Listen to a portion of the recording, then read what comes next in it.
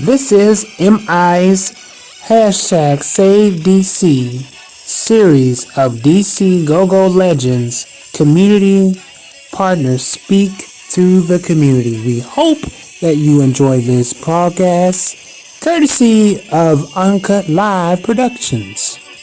Sit back and enjoy yourself. Back. This is your girl Rhonda out in the street. M.I.'s Save DC series continues. We are in the city and we are sitting with members of the Opium Band. Opium band members, you're going to get to know them a lot better. You're going to know who they are. I thank them for wearing their mask and keeping it safe. M.I. has her mask, but I want you guys to be able to hear us. Our series, we've been around the city. We've brought members to the table, community members. Our first series started with the awful loss of oh my God, help me out, Pastor. We did the town hall of Davion. Yeah, Davion. We lost dear Davion over the 4th of July weekend. And so we were fortunate to have many members of the community come to the table, including MPD, including candidates that are running, including our community partners, because we are very concerned about this gun violence, and we've got to be able to reach our youth. We were able to also earlier in the week come back with another series and talk to our members in the clergy community to find out where the church is, what's their voice, what's going on. It's going to take a collective effort. We keep talking about it takes a village. M.I. Mother's Keepers out here because we want you guys to know that we are certainly at the table and we are a part of the village that we feel is necessary to be able to do something about this gun violence. We also just recently concluded a meeting, a roundtable, if you will, with our small business community and colleagues that are in and around the city to help understand how that community might be able to help bring light to the understanding of this gun violence. Our youth are lost, they're frustrated. We got family members out there that are living in this pandemic. Guys, it's a lot going on, and on top of it being an election season. So M.I. Mother's Keeper is not about the politics, we're about trying to save lives. And so this is our effort. And so today, if you know someone that know about this go-go sound, you know yours truly, Ward 8 for life, I want you to know that everybody's committed to helping M.I. Mother's Keeper save lives. So guys, take a moment, sit down, grab a note, get a friend, and let's go live and talk about this saving lives with our go-go community members. Guys, Pastor Ann Cole is to my immediate right. She's our community member and dedicated soldier. She's in these streets helping to feed families. She's in these streets hugging and holding members that are going through grief situations. As you know, we're burying folks left and right. This has to stop. You recognize this man to her immediate right as being Mr. Fred Hill. Among other things, he's a businessman, he's a Ward 8 soldier, and he too is concerned about stopping the violence in this community. And he's asked especially to stay at the table because he wants his city to know that no matter what, his number one priority is to see that this city and the violence that's happening gets addressed immediately. And then we've got our members of the Opium Band and their manager, Mr. Delvon Forbes, who is IE, Mr. M.I. And so, as you can see, it's Saturday, and we're out here in the community because we mean business. We need to help our community stop with the violence. We need to let you know that mental health does matter and that we're bringing everybody to the table. We got Mr. Sidney Dunn. Most of you out there in the go-go community know him as Little Sid. And then we also, Lil Sid. I'm not as hip as I used to be. And then to my immediate left, we got our wonderful drummer and our overall just great guy, Quick. Otherwise, it's Kenny Gross. And these are members of Opium. Others, Our purpose is ultimately music, is what that Opium stands for. And if you want to know a little bit more about who they are and their connection with M.I., you can go to theopiumband.com, and then you can get a little taste of who they are. So we're going to jump right on into this, guys. And I thank you all for taking time out of your Saturday afternoon to be with M.I. today. Thank you. Appreciate you. All right, now let somebody know our go-go brothers came to the table because they care about this violence. Guys, I want to start off with, and I'm going to use my notes today. I want to let you guys know out there because there's so much content and so much going on. So I appreciate you understanding that. The statistics say that African Americans are 6 times more likely to die in D.C. than the white man. And I just really want to start with that because we're seeing a lot of death here in the city. You guys have been in and around the city all your lives. Tell me, how is it that you guys would have beat the odds? Little Sid, I'm going to start with you. Well, first of all, it was mostly your love for music in general. And go-go music has always been in our ears, especially in Ward 8, most of all, coming from where we came from. So it kept us pretty much busy and out of trouble with trying to, entertain our minds with music instead of doing some of the other things. And don't get it twisted, we have went off the way path, a lot of us, but ultimately music and the love for the music in our community brought us back to something that was positive. Okay, I like that and I appreciate that and I can second that. Hey, Mr. Hill, how is it that you can say you survived the odds being a black man coming up in the city? I was fortunate enough to have men as the models and mentors that kept their foot in my butt. Yeah. I was a knucklehead. Yeah, And I've got family members or uncles that at one time used to say to me, it's not going to be long before you get dead or in jail. And now they look at me and say, every time I see you, you're a walking miracle. That's a good way to put it. Hey, quick jump in. Tell me, how do you feel like you survived the odds growing up in the city and around the city? Okay, simply because I have been around the city for a long time. Mainly just parents. They kept me on the porch. I didn't really get a chance to experience city life until I met people like Delvon and Sydney, and it really came from home. They kept me on the drums, school, church, and that was it. I feel like a lot of young people they need that.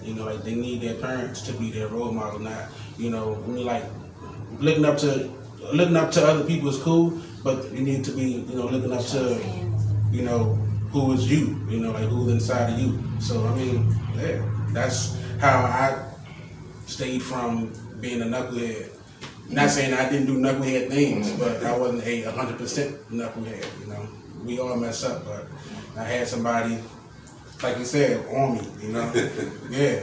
I love hearing that, and I thank you for your honesty. And so what I'm hearing, the common theme is that it took a village. It took somebody to be there. It took somebody to say something. It's not that we were immune to it, not that we escaped it, but we had people around us that cared. And when you hear M.I. Mother's Keeper out here saying we got to get back to the business of caring about each other, when we got in trouble, I can remember not wanting to get home because I had to come down a whole block of folks that if they heard that, I was wild and I'm the daughter of mental health, the daughter of schizophrenia. I was a bad bee, let them tell it. And I know my folks out there that's watching me that know it. You know the stories better than I do. But I got folks like Miss Day with the Southeast Hornets who's still out there. Shout out to Miss Day up there at Henley Elementary, still trying to help our babies come through. It's important that we all recognize that it takes community effort to keep our folks on track. And so if you got youth in your community that are off path, as you can see that just being able to speak up and put a hand and speak, hold them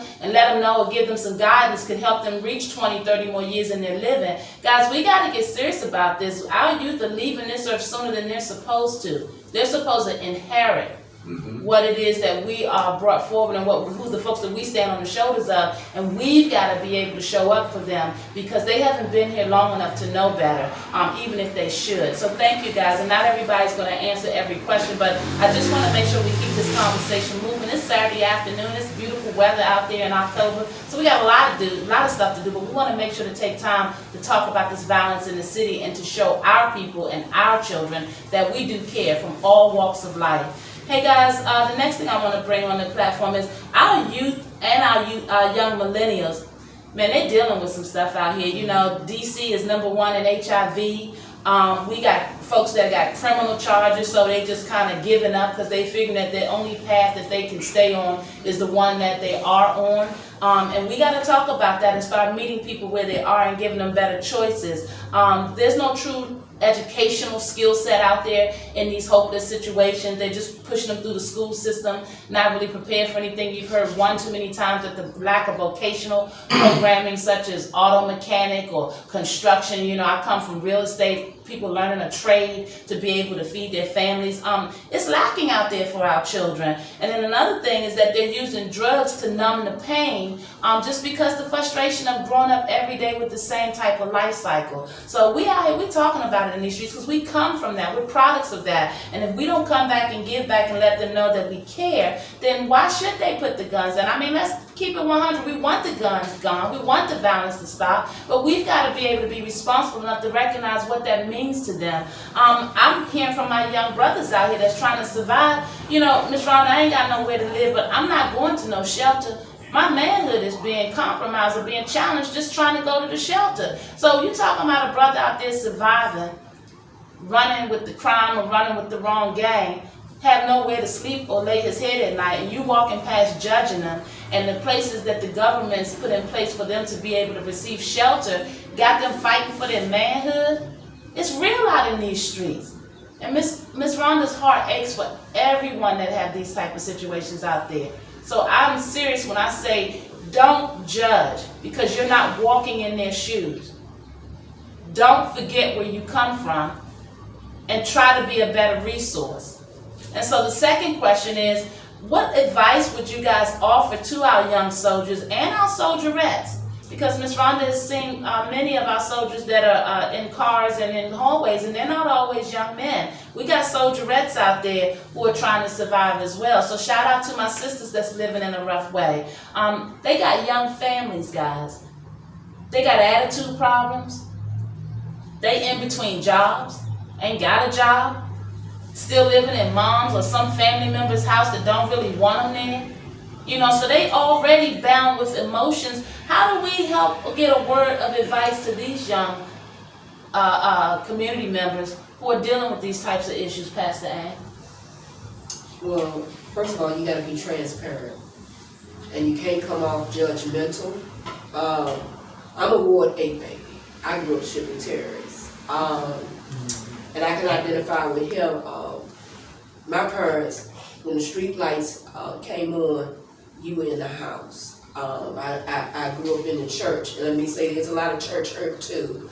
So that has set our society off too, and to this day it's still. But it's about relationship building and being open-minded. And sometimes you have to put your biasness aside. The first thing I say is listen. Shut your mouth and listen. Sometimes people don't want you to solve their problem. They just want to listen and in that process. Sometimes they solve their own problem. 2, genuinely be there. If you can't help them, leave them the hell alone. See, I'm not that. I love that. Leave them the hell alone. Stop giving them false hope. I do music too. Mm-hmm. And to me, that's therapy.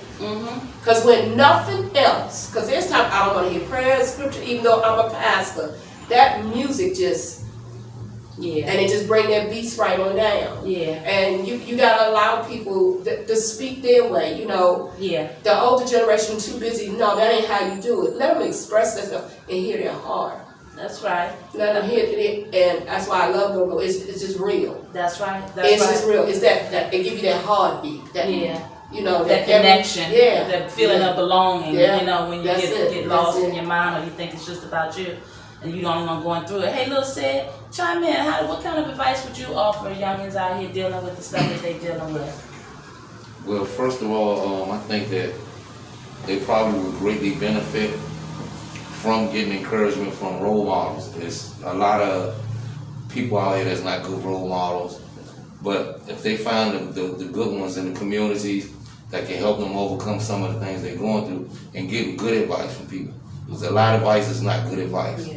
They're getting a lot of bad advice from other peers and people who are, you know, beating down the wrong path. But if they try to focus their attention on positive people that they see that are prospering and doing the right things, I think that probably will help them. Yeah, that's right. And quick, what would you say, how would you say being in music helped you to be a better man, or has it? Well, yeah, it definitely has. You know, music played a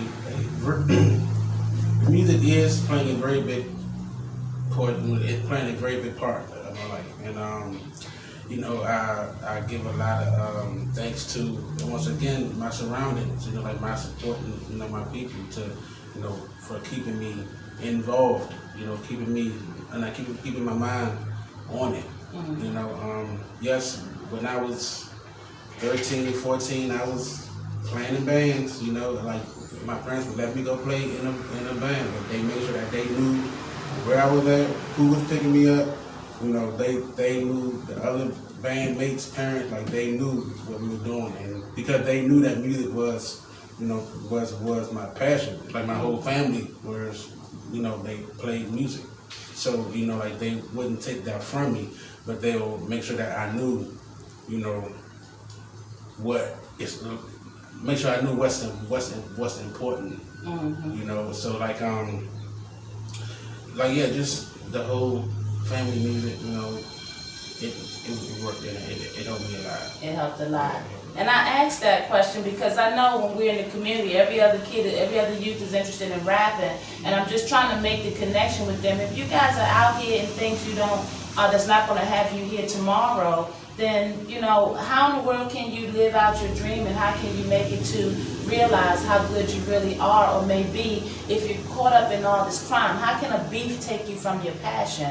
And so I'm just wondering if we can't get our youth out there to rethink the decisions they're making. Hey, Mr. Hill, most men are raised to understand that crying and talking about your emotions is a show of being weak. Yes. You know how we do coming up in the hood. Yes. Talk to me in terms of who do you talk to when you need good advice or are feeling stressed? And is it okay for a man to cry and feel vulnerable? I know different. I went through that same challenge coming up. Men didn't say I love you to men. Right. Men didn't hug men. But it was not until I got a little bit older that I understood we not necessarily have to take those steps to show that we care, but we have someone that we can reach out to. For me, it was my father, my grandfather, and uncles that I had that were my closest examples of people that I could go to.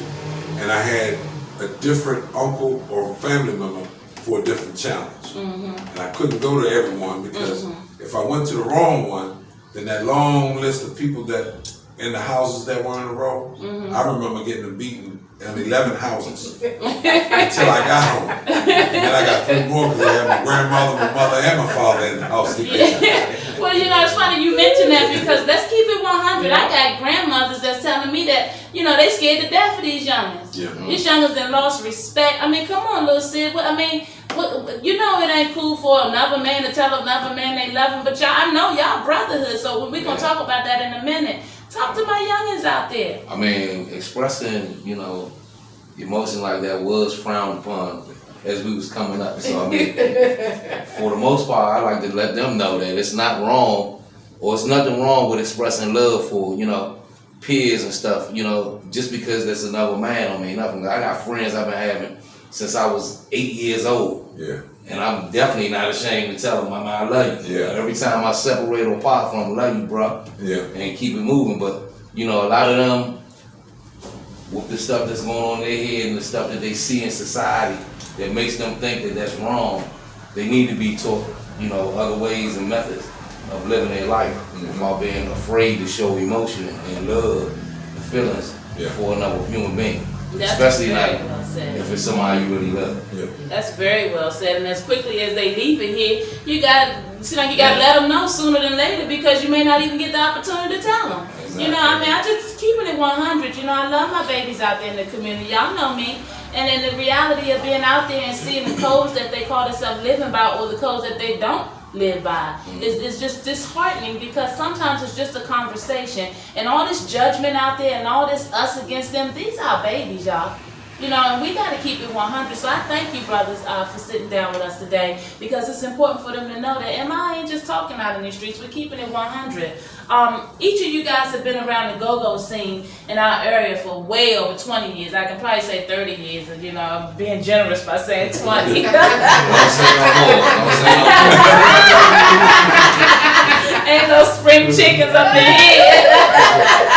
But the reality reality is, even so, you know, the way go-go is and the beauty of our culture is that you guys are really legends, you know, in your own respect. And you played with so many different bands. I'm going to ask you guys to help us understand just how many and who. And you actually are friends with many of our go-go stars. So in essence, you're role models, keeping it 100. And we're honored that the relationship that you have with M.I.'s Mr. Vaughn, that you come and help us with our mental health messaging. But talk to me a little bit about Lil Sid with some of the bands and some of the relationships you've been fortunate in your longevity that continues with go-go. Well, just seeing the Junkyard Band as a child growing up, them putting together a band in the community, and they stuck with that for so many years, and it kept them out of trouble for the most part. A lot of them got in trouble, but being able to come back to that was always something that was always in my head, that they always was able to continue playing music and keep them busy and out of trouble. When I got a chance to play with Junkyard, the fellowship was still there. So I mean, you know, it's a wonderful understanding to know that it's a group of people that you can consider your family that does something that you like, and all of y'all get together and create music and keep you busy and occupied. Okay. And entertaining. Okay, and so who have you been privileged to be able to play with, and who do you currently play with, for those that don't know? Well, I currently play with the Re-Up Band. The Re-Up Band? Okay. Yes, I play with a lot of bands. I couldn't sit here and go down the list. There's too many. It's too many. I hear you. Raw Production, Junkyard, Pure Elegance, Intimate Groove, Ultimate Groove. It's a lot of bands. It's Over a lot of- Chemistry. Okay, Yeah, okay. it's been a lot of bands. Okay, and I bring that up because a lot of my brothers, again, if you out there involving yourself in reckless behaviors, how can you have the fortunate ability of having such a longevity in your career? You know I'm bringing that question your way. Talk to us a little bit about who you started with, who you playing with. I know that you, I got to put that out there, you're on a display down at the African American Museum with the special they did on Chuck Brown. I know that you were the drummer in the segment, and so I'm just so proud of that, and I want my babies to understand the reality of experiencing a career through go-go, especially since now go-go is the official music of the city. Talk to us a little bit about what your background is in go-go. Okay, so first I would say my first band, you know, it was in 1995. I played the keyboards. They would never let me play drums. I heard But about that. I gotta say, this man, you know, the OPM band, formerly known as Aftermath, they gave me my first chance to play drums in a band. So thank you to Yeah. I'm able to still play keyboards. Don't they look stupid now? So you know, I started off with the band Aftermath. I went on to play with Listen for a lot of years. From that point on, I joined the Chuck Brown band, which I started playing with him in 2008 to present. I'm still playing with him now. I also played with Rare Essence for 5 years.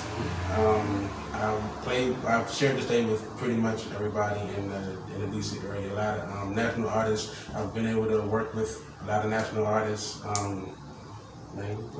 Yeah, sure. Okay. So I mean, I've done stuff with Lettucey, with Loon, Jill Scott, Jane Kiss.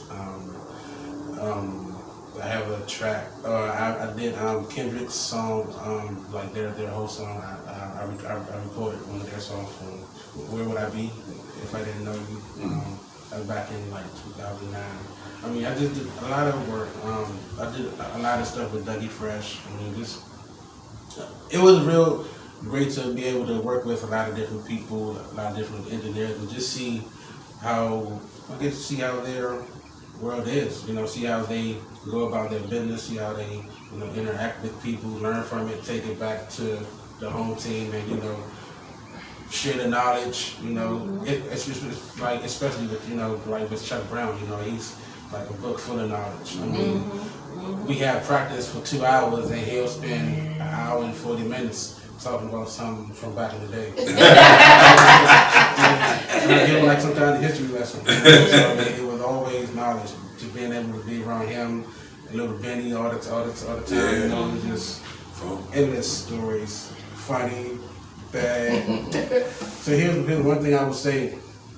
Everybody be like, huh? What do you mean? But I'm gonna just say this one time. You're never a full member of Chuck Brown Band until you got fired at least once. Keeping it 100. Everybody got fired once. And I love that. And this is, guys, the point of today's discussion is that the violence and the destructive behavior that is causing you guys to shorten your life and your ability to reach your goals it's bothering all of us from all walks of life. And we're trying to show you, and by being the example, everything going on in this city right now is about you.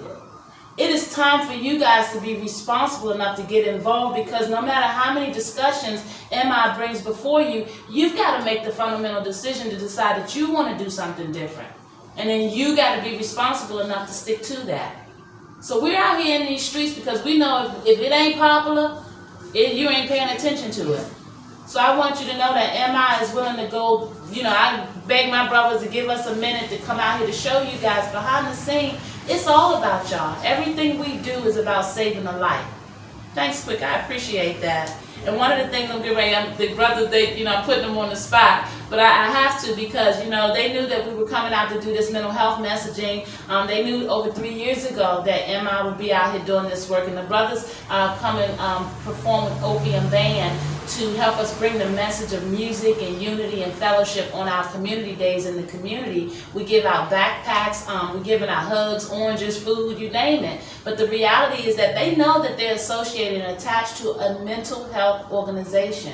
And so when we say mental health, it's not cool, it's not, the stigma of having to admit that something may be wrong. And the reality from MI's standpoint is that it does not matter.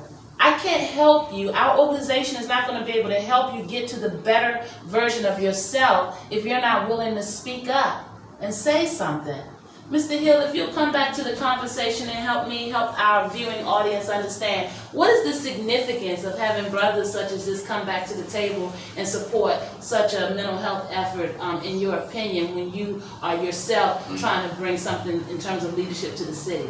The first thing that comes to mind is how my elders kept me connected to them so that I could learn, and so that I could stay positive on what opportunities are out there for me, keep me educated on the new challenges that might come and being ready for them. But when we're left alone to depend on our own understanding, not to take anything away from them, but when you lean to your own understanding, you're gonna make some mistakes. Because as a young person, I look back now and see where I didn't want to listen because I wanted to run the show. I wanted to do what I wanted to do. I made some major mistakes, and that cost me and other people in doing that. And so now it is about trying to get the next young person to understand. I got some knowledge I want to share with you. I know some steps that you're going to make, some mistakes you're getting ready to make if you go left or if you go right. Let me show you what we can do to help you. That's and, right. and some we're able to reach and some I'm not. That's right. I take the time with those who want to do it. That's right. And I pour it into them. That's right. I give them every bit of me I can give them if they can stand it. And that's a part that we need right now. The mentoring that is needed for our young right now, and not just showing them about money, but we need to show them about life. That's right. And life's decisions. How to handle the few dollars that you get is just as important, because I learned early on that if you don't manage the $2, when you get 20, it's gonna go fast, just as fast. Come on now. And that has made a big difference. Financial literacy, along with other things in life. So just try to give back what I learned that was positive, and head them off when they go to the negative. I appreciate that, and that's so fair. And this is a well-rounded discussion, so I'm asking my soldiers, hey, little Sid, you believe in God, Allah, or any type of spiritual guidance, and if so, why? Well, I do believe in God. I know it's got to be a God. It has to be a God some way for me to withstand and still be here through the trials and tribulations I've been through. And I mean, you look around and see the blessings now as you get older. But, it's probably hard for our youngsters to see the blessings they have. So, I mean, if we can, in any kind of way, try to get them in touch with God so they can understand, have a better understanding of what their purpose in life is. I think that's important. I appreciate that. He hit Come on, a Pastor. valid point. Again, I always say there's a spirit of manipulation. And when I hit the ground running, I don't argue. I know what my belief is, but my belief might not be somebody else. But we all have a common ground. We know there's a higher power. And what I might believe might not reach you, but what you believe might reach somebody else. That's why I believe in collaborative partners. Mr. Hill, you said something that's so important. In order for anything to happen, first we have to own up to the part we play in something. And stop playing the blame game. But then once we do that, then you don't need nobody beating you up. So I mean, I commend y'all when the old African proverb say it takes a village. My thing is when I say to put your guns down, I purposely say community day. I'm not pastor then. I'm a single mom that's been forced to domestic violence, got 20-something years clean time. I'm very transparent, so let's talk about it. I don't have a heaven or hell to put anybody in. My job is to show you love, which is not based on my emotion, but in action. And in turn, when people see the pureness, then you can win them over. So I commend y'all brothers, keep it 100. Our young brothers, when I sit and talk with our young people, they need that. They really want that, but they don't know how to express that. And then the system has got it so set up, 100, got it so set up that we are no longer allowed to show our human side. We have become so automated. We have become to a society that if you touch or if somebody feel you said hello in a wrong way, you go into jail. They teach our children in school. The first 2 weeks, if your mom raise her voice, your dad say something, look at you the wrong way, then they tell social service, so we got a lot of trauma coming up in here. A lot of that. It's a lot of that. That's where the problem lies, that our system has come into our home